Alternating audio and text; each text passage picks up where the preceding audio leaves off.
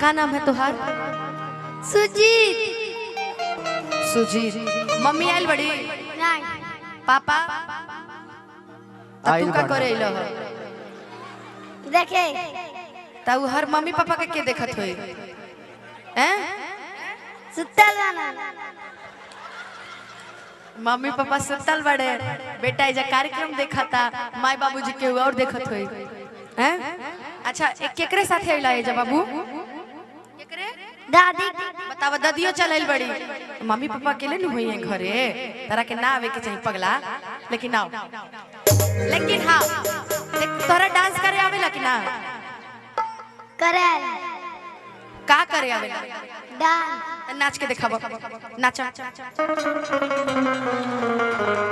है ना, इतना सुंदर। ए भाई तो के बोलनी इतना आइला भाई से करता रह। हाँ इनको मैं बुलाई नहीं आए हैं, ये देखो भाग गए। ओहो अच्छा अभी ना हम जो भजन गा रहे हैं उसको ब्रेक करते हैं। एक भजन हम आपके लिए गाते हैं, आप बन जाइए हमारी पत्नी, हम आपके पति। दहोनिया जूता उतार दो, यहीं से उतार दो, यहीं से उतार दो बाबू, यहीं से उतार दो जूता।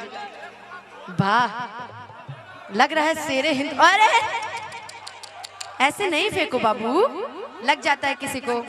आ जाओ पुदीना थोड़ा सा। राजू भैया का है, राजू भैया के बिना आदेश के कुछ नहीं, उनको बुला दीजिए राजू भैया को। उसके बाद आओ बाबू, अब उनको पहना दो, अब उनको दुल्हन बना दो, बना दो दुल्हन। अरे बाप ओहो, बोलो सच्चे दरबार की। कितने अरे हो गए हो। अरे नहीं नहीं नहीं नहीं मारिए, चल एक बार बाबू के लिए जोरदार ताली बजा दीजिए। आइए इधर आइए, आप इधर आइए, इधर आइए, इधर आइए। आपका क्या नाम है? शिवम।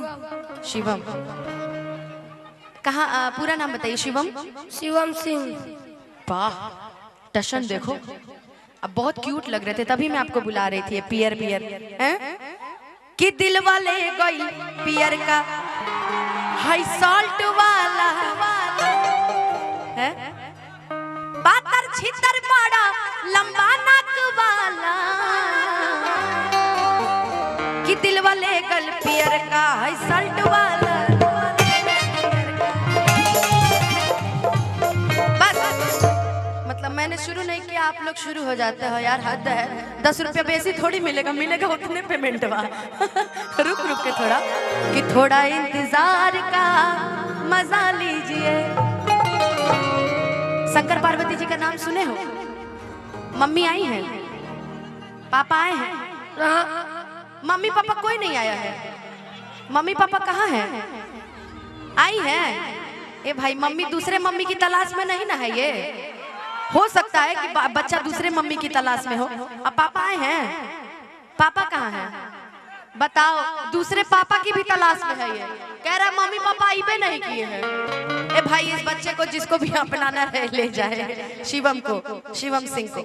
आओ अब तुमको हम बनाते हैं गौरा पार्वती। ओ पार्वती बोलो क्या शंकर जी? क्या शंकर जी? किस स्कूल में पढ़ते हो बाबू? जीडी का। किस क्लास में? 3rd B. कितने साल से पढ़ रहे हो 3rd में? 2 साल।